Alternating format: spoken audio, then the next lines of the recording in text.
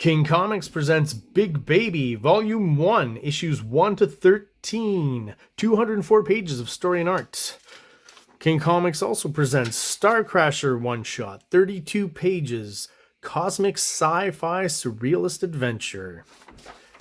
You can find these fine comics at kingcomics.ca, at MaximusRex13 on Instagram, or on Facebook, MaxRex or Big Baby.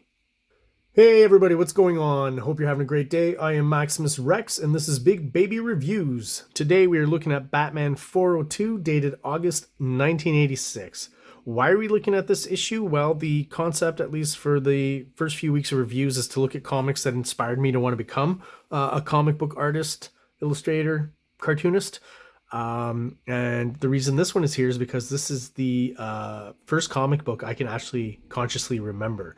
I was 5 years old when this comic came out. My older sister had a stack of comics that I would read through every once in a while. And I particularly remember this issue, probably for another reason as well, is the fact that at some point I was reading it and my mom picked it up and kind of looked through it and deemed it much too violent for a 5-year-old. So the book was confiscated, and that was the end of Batman for me for at least a few years there. So that probably cemented it in my mind and makes it memorable to me. In the grand scheme and history of comic books and Batman history, it's not a particularly memorable issue, but I will be looking at kind of the context when this comic was coming out, as well as kind of my reactions as a kid to it. Also commenting on the art, as you know, I am now a comic book maker myself. So for the cover, we've got the the doppelganger trope, right? The hero fighting himself. This was pretty memorable to me when I was 5, because I was like, oh my god, there's two Batman, what's going on here? I don't know if there's meant to be symbolic value, because when you see the story, I think it's pretty literal. But still, in that image we've seen over and over of Batman against Batman, sometimes it does kind of take it to more symbolic levels, which I don't think I was thinking about when I was 5 years old. I also, point out that the color scheme of the cover, I really like. It really pops, blue and orange, complementary colors, and also the two colors that marketing has proven attract the male gaze the most. That's why if you Google image action movie poster, you'll pretty much get a tapestry of like this cover, blue and orange. And of course, the typical American comic book taglines, there's nothing so savage as a man destroying himself. So let's have a quick look inside. All right, from a maker's perspective, I like this page because it's simple, effective, and probably didn't take a lot of time to do, because one, it's mostly a silhouette. This for sure was drawn. Obviously silhouettes, when you fill in with black, don't take quite as much time as when you're adding lots of detail, although this is small, so it's a good reason to do a silhouette. And this building here, I'm not quite sure if it's all drawn. Okay, but again, if it is, much faster doing it in silhouette, not too much detail to add. And back here, what you have is what's generally called a stat, which basically means some sort of photocopy of a picture, or maybe cut out from the newspaper of buildings. So instead of drawing those buildings, you literally just glue that in there. Sometimes it's a photocopy where the image quality has degraded, so you get this kind of look where it's mostly contrast and not too much detail. And once that was glued down, there's even the possibility that the artist came back with some more black ink to fill in some sections, possibly here or down here. That's not 100%, it's just a possibility.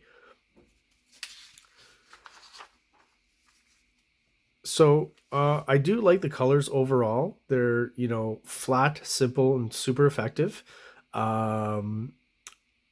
The storytelling, no issues there.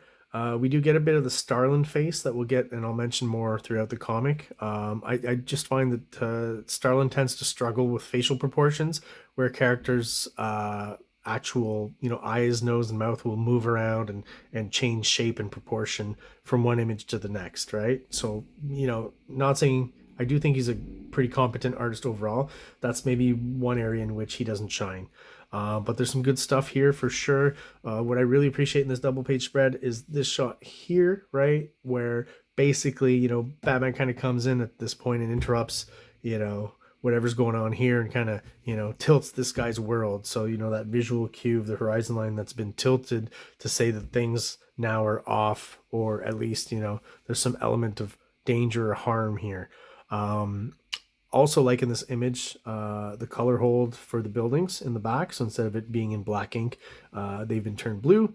And obviously that makes the silhouette here pop way more. And that's a great looking silhouette, I gotta be honest, of Batman, with the mugger here. Kind of a classic tropey image, but very well done here.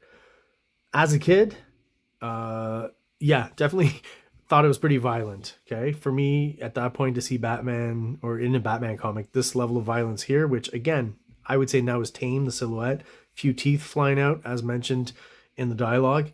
But as a kid, I was like, oh my god, like this was kind of way more heightened than it is now with the teeth falling out. It could be way gorier. And also this, I remember as a kid was very like, ooh, I was wondering if this guy was dead or not. And also as a kid, I was like, man, I remember thinking getting hit in the teeth with a wrench and, smashing all your teeth. That's pretty bad. Oh, and this will come back on the next page too. I like the sound effect here. I'm not quite sure what they were going for, but as a Canadian, it does make me laugh that it says Canuck. And then we get another Canuck here, which seems to imply that he's with this little star shape here. I like this graphic element that he snapped his neck, which is confirmed down here by Batman when he says just broke his neck is all.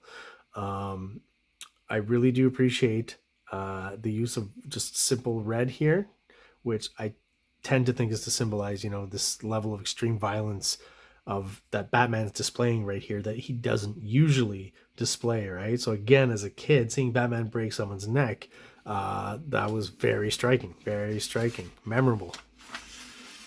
And then we got Batman going back home, and something's a bit off, right? So he's on a motorcycle, and he's kind of driving into a garage in kind of a suburban setting. So you're like, the basics I know about Batman at this point, this is not the Batman I know.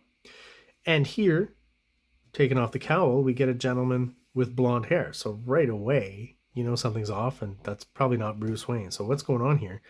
And as well, artistically, here's an example of the Starlin face where you'll see this character again and the proportions will be moved around and stuff, and sometimes the face looks more heroic. I find here it's like he kind of scrunched everything up. The space between the eyes, the nose, and the mouth is very small, and it ends up kind of looking slightly like weak, I guess, like a weak looking face. Bit more context too for this comic, right? This is during, or pretty much during, Crisis on Infinite Earths, when DC kind of streamlined its continuity to simplify it, because it's very complicated. Multiple versions of the same character on different planets and different dimensions and stuff. So, they brought it back to one version of each character eventually. This is right before that. So this is still a pre-Crisis story. And in just a few issues, Batman, the series, is going to move on to the Year One storyline with Frank Miller, where basically he's rebooting and retelling the origin of Batman post-Crisis. So this is right in around that time. And what you do see as well is the influence of Dark Knight Returns, which has also just become a huge hit for DC Comics. Frank Miller produced that, and that probably is why he got the green light to do the origin of Batman in Year One. So it all kind of, is starting to reflect Frank Miller's vision of Batman. So you'll see some elements in here that are definitely, I would say, inspired by Dark Knight Returns. Even just this little silhouette right here. And the fact that now, because of this character going around, murdering muggers, the police have called Batman with a bat signal, but it's kind of an ambush, because as you see, hold it right there, Batman, and the police start shooting at Batman. Batman has to escape. So that's kind of another aspect that was kind of first brought around in Dark Knight Returns by Frank Miller, brought back from the early issues of Batman in the 1930s and 40s, but definitely not used in a while in the Batman mythos of the 50s, 60s, 70s, even up to the mid 80s when Dark Knight did it. So here we can assume that also this is the authentic Batman. That seems to be the Batmobile. And what he does is he actually goes to Commissioner Gordon's home to find out on the TV that the Batman is wanted for murder, obviously because of the blonde-haired doppelganger Batman's actions. So here we get another shot, which I think is, trying to kind of remind us of Dark Knight Returns. You get the bat symbol, which is very reminiscent here of how it's drawn in Dark Knight Returns. And this type of imagery of Batman swinging with the buildings, kind of below him, the city skyline, very, very Dark Knight to me. All right, so next day, Batman's wanted for murder. Bruce Wayne, he's at the table. This is the Jason Todd version of Robin, who's still basically before Crisis, kind of a clone of Dick Grayson. Another example here I find of you'll see Batman's Bruce Wayne face kind of shifting. It's all right here, but it's a little weird. Okay, not necessarily the most heroic looking face. Even Robin, like here, yeah, it looks like a kid. Here, something weird going on. I wouldn't necessarily think this is the same person. This one's kind of unfortunate. The eyes are really close together.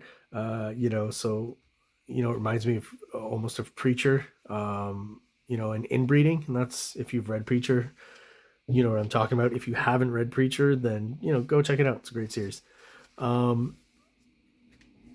So here, basically, Batman is just explaining to Jason Todd that he's not a murderer, and that's the difference between him and this other doppelganger that's out there. Another example in the art here, look, like Bruce Wayne's face here, so odd and different from what we saw before, right? So if I go back to this page, we've got this is Bruce Wayne, this is Bruce Wayne, fairly consistent, strong chin, heroic here. And then just completely different facial features here. That doesn't look like the same guy at all.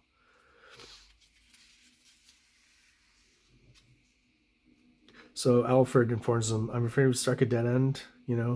I've found several companies in the Gotham with Batman in the Gotham. That's an odd typo. With Batman costumes for rental, but none were available. Everyone been stolen. So the doppelgangers basically stolen Batman costumes around town. So not much going on here that I want to cover. So I'll just move on ahead. Again, story-wise, not the greatest Batman story. As a kid, I was confused. He's talking to this guy. Wasn't quite sure what was happening. Ultimately, what's happening is that this is Bruce Wayne in disguise as a journalist, right? So he's kind of skidded off from last page to discuss with Commissioner Gordon, who seems to know that he's Batman. But I had no idea as a kid. Always thought this part was very weird as a kid, where it's like they're talking and all of a sudden you have the Batman's shadow. And as a kid, I thought, did this guy fall to pieces? Has he been cut into pieces? I didn't think it was clothes and like some sort of mask. I literally thought something had happened to this guy where he got like mangled. So yeah, when you're just starting out in comics, some of the tropes and the language, the visual language, escapes you, right? There's certain things where you're like, I'm not quite sure what's going on here. That was one of them. I was like, is that a mannequin? Did they cut him up? I had no idea what was going on here. So moving ahead, I will mention probably, oh yeah, perfect. This is the perfect page, I think, to mention it, even though the way Starlin draws the Batman ears here, okay? It's a little too much for me. It does seem a little goofy. I think the reason he's doing it, again, we're going to go back into context, is at this point, Jim Starlin was writing a series called The Cult, Batman the Cult, and the artist was Bernie Wrightson. Now, Bernie Wrightson was drawing Batman with very extremely long ears. To me, in the Wrightson style, it kind of works. And another good example of that is Kelly Jones, who is definitely a son of Wrightson when it comes to his art style. He's grown into his own and created his own thing, but they are of the same school, if you will. He does it as well, and I do think it works with his style, but I just don't think it works from Jim Starlin. There's something goofy about it. I always feel like they should be trimmed down or cut. But cool for Wrightson and cool for Kelly Jones. This is a great annual Alan Moore story. Yeah, that's right. So here we have Bruce Wayne actually visiting.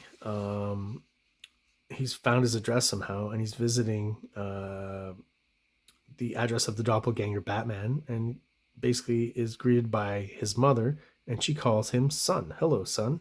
So, Batman just decides not to talk, obviously, so she won't recognize that the voice is different.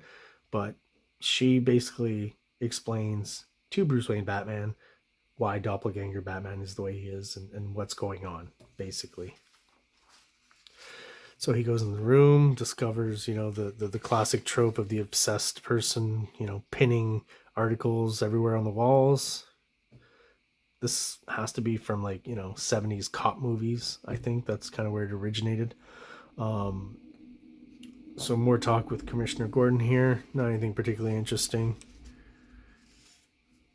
Okay, so this is the doppelganger Batman who shows up, right? Someone's wronged him.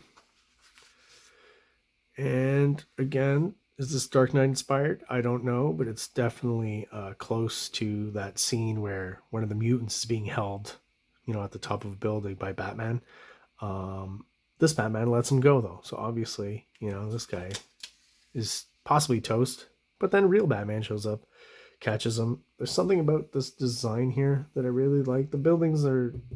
this one's too simple maybe, but it works and it's graphic, so I won't say that. I like, again, the color hold here. There's something kind of classic and Art Deco-y about this panel here.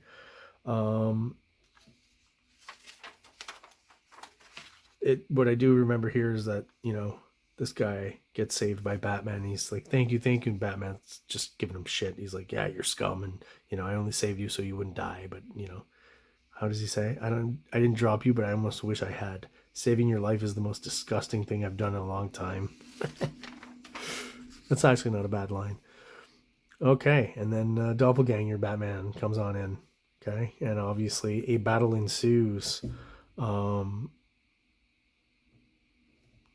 So for some reason, what happens here is when Doppelganger Batman sees Robin, right, it triggers a memory of his family, that passed away, and his daughter and stuff. And that gives Bruce Wayne, the real Batman, the upper hand to, clock him one and knock him out.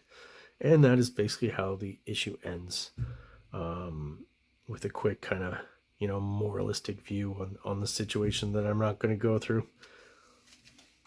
So there you go. Review number 1. Used to love these ads. As a kid, I was like, what is this green He-Man? Right? And I thought the art was amazing. I'm not quite sure, but I think this is Ashley Birdie Wrightson as well who draws this. But yeah, I always thought it was like, especially as a young kid, weird green He-Man was the thing here. And these ugly balls, mad balls, great toys. Those were fun. Oh, we got some G.I. Joe ripoff here. American Defense. Well, there you go. Very similar. All right, well, there you go. That's it for today. Batman 402. Impressed I got to the end of this in one take. Hopefully it's not horrible, and I will be putting that online. Thank you so much for checking this out, and I will see you next time.